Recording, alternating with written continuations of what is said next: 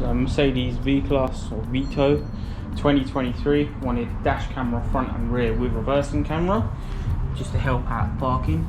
So there is the rear camera installed. That is also your rear recording camera. So on here is the screen that you'll get given on the front.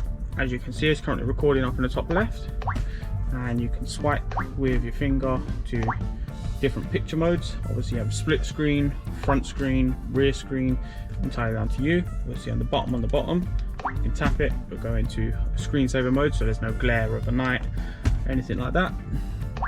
Obviously records for you, sort of the memory card in there. It even has app connectivity if you need to. And then I'll show you reverse. So if I just start the vehicle up and I go to reverse, it will now change and give you the guidelines.